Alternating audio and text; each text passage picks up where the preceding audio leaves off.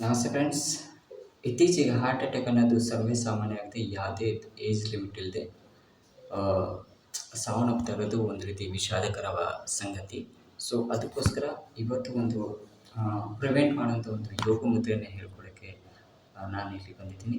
So ಮೊದಲಿಗೆ ನಿಮ್ಮ ಮಧ್ಯದ ಬೆರಳು ಮತ್ತು ಉಂಗುರ ಬೆರಳನ್ನು ಬೆಂಡ್ ಮಾಡಿ ಜಸ್ಟ್ ಟಚಿಂಗ್ ನಿಮ್ಮ ಹೆಬ್ಬೆರಳಿಗೆ ಟಚ್ ಮಾಡಿ ಈ ರೀತಿ ಇಟ್ಕೋಬೇಕು.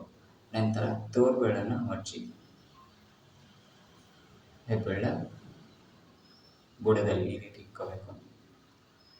ಈ ರೀತಿಯಾಗಿ ಇದಕ್ಕೆ ಅಪಾನ ವಾಯು ಮುದ್ರಾ ಅಂತಾರೆ. ಇದರಿಂದ ನಮಗೆ ಯಾವುದೇ ರೀತಿಯ ತ್ರಿದೋಷ ಅಂತಾರೆ, ವಾತ ಪಿತ್ತ ಕಫ, ಇದರಿಂದ ಏನಾಗುತ್ತೆ ಅಂದರೆ ಗ್ಯಾಸ್ಟ್ರಿಕ್ ಅಸಿಡಿಟಿ, ಇದರಿಂದ ಕೂಡ ನಮ್ಮ ಹಾರ್ಟ್ಗೆ ಪೇನ್ ಆಗುತ್ತೆ.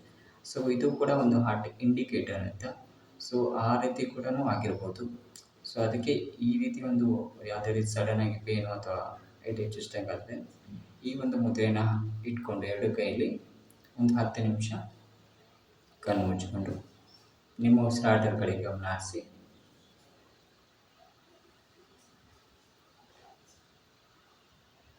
ಈ ರೀತಿ ಪ್ರಾಕ್ಟೀಸ್ ಮಾಡೋದ್ರಿಂದ ಹಾರ್ಟ್ ಅಟ್ಯಾಕ್ನ ಪ್ರಿವೆಂಟ್ ಮಾಡ್ಬೋದು.